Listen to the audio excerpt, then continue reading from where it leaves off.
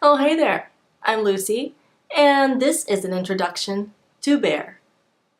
So, funny story, I literally just recorded this entire video series and like this really sexy tropical kind of outfit with my jewelry and then I realized that the entire thing was out of focus. So here I am again, take two, and this time I'm actually gonna do a bear. I'm gonna bear, hey, because the album is Bear and I got emotionally naked for you guys. So it just seemed appropriate. So this album, what it represents to me is the freedom and courage and authenticity and integrity to really stand my ground and be my damn self and speak my damn mind and not apologize for it.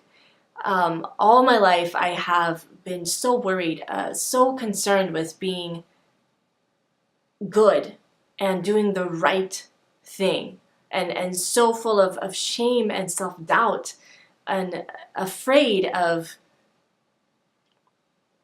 letting myself dream big and want big and look at my fears and my desires and my pain and my joy and all of it like was so suppressed.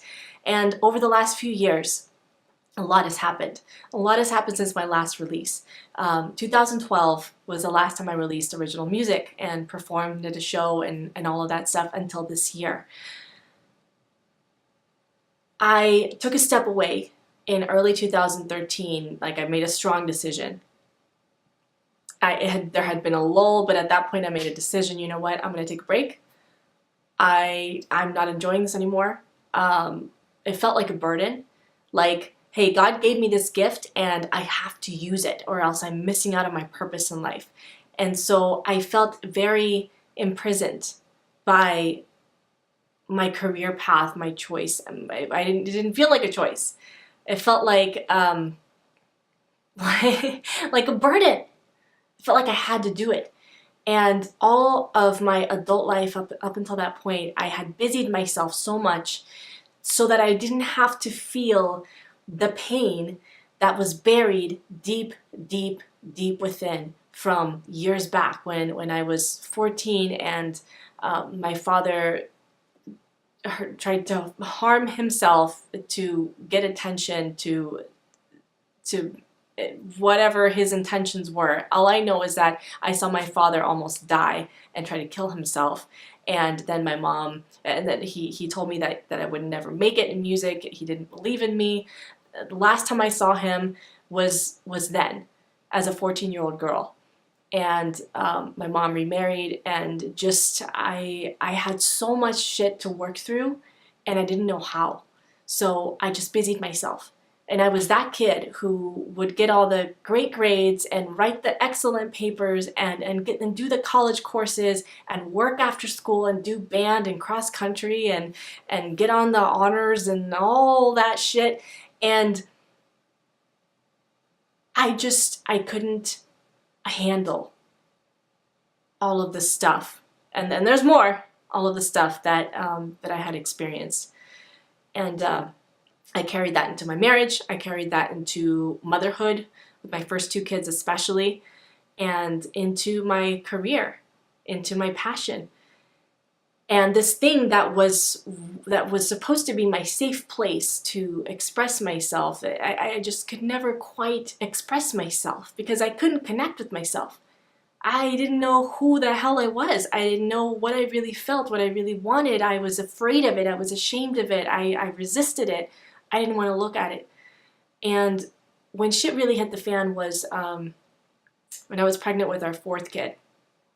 And my husband started having some pains in his body that were just not going away. And it was his nervous system, it was with his nerves, and his body wasn't healing. And this man who I relied on to be my support, my rock, my encouragement when I was feeling down, he stopped showing up.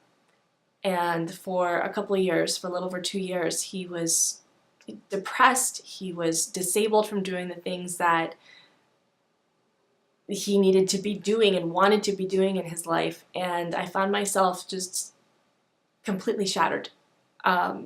Financially responsible for the family, physically responsible for the family, trying to, take care of the kids and figure out what he needed, and just feeling completely helpless and hopeless with him, and not safe emotionally, and like not sure what I was walking home to every day. And I remember walking here in San Diego right after our fourth kid was born, our fourth child, and I was at the worst point of this autoimmune condition I had developed during my pregnancy.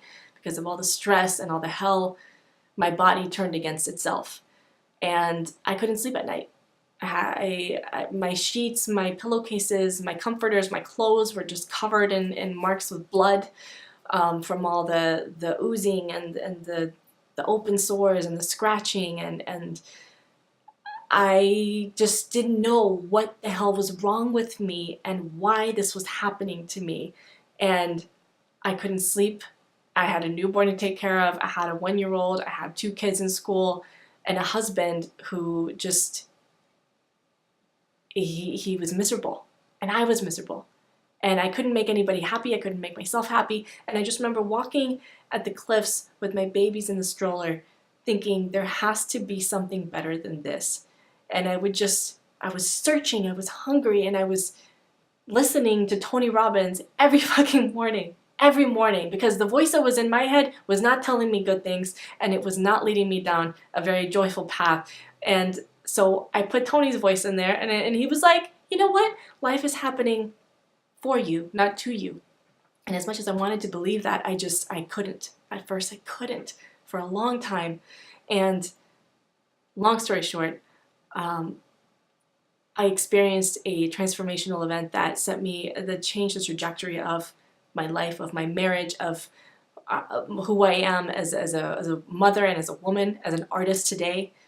And it just cracked me open, and I was able to really connect with my pain, with the rage, and I screamed from my gut for the first time in my life, and it was beautiful, and everything just began to open up from there. And so what you hear today is the result of a lot of work in myself, a lot of the courage that it continually takes to look at the things in myself that I resist, that I'm not okay with, that I maybe even fucking hate, and to really accept myself and love myself and take care of myself. And man, it has been so freeing. And this album represents me showing up. This is who I am. This is who the fuck I am. And you don't have to like it. You don't have to love it. You can just turn a blind eye to it. But I know that there are people out there who this will connect with, and who it already is connecting with, who just want to break out of that personal prison, who want to have the guts, the balls to go for what they want in their lives, and to stop playing small, to bare their souls, to let themselves be seen and known and heard, and to really connect and love and feel joy, possibly for the first time in their lives. I know that was real for me.